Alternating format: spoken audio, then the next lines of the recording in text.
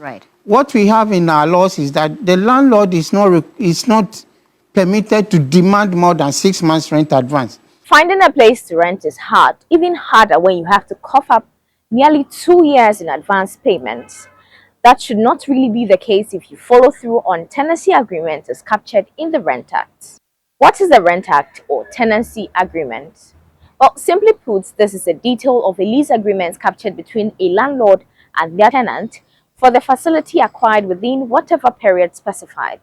This agreement must be captured, the name and address of the landlord of such premises, the name and address of the tenant of such premises, the amount of the recoverable rent of such premises, and any other prescribed particulars. Despite this, many continue to face a number of challenges, including advance rent limit. By law, landlords cannot demand more than 6 months' rent in advance. Rather, the rent card or tenancy agreement must detail a payment plan for paying your rent after your first 6 months. Right. What we have in our laws is that the landlord is not permitted to demand more than 6 months rent advance. But the gap we've seen in our law, current law, is that nothing prevents the landlord from collecting more than the 6 months rent.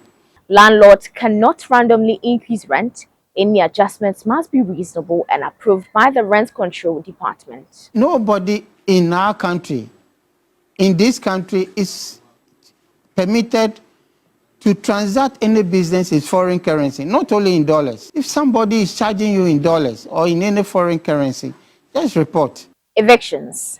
A landlord cannot kick you out. They must follow legal procedures and provide you with a proper notice. Security deposits.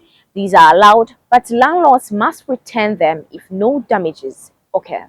Despite these laws, enforcement remains a challenge. Many tenants are forced to pay huge advance rent, and landlords sometimes ignore the regulations. So what's the solution? Stronger enforcement and more awareness.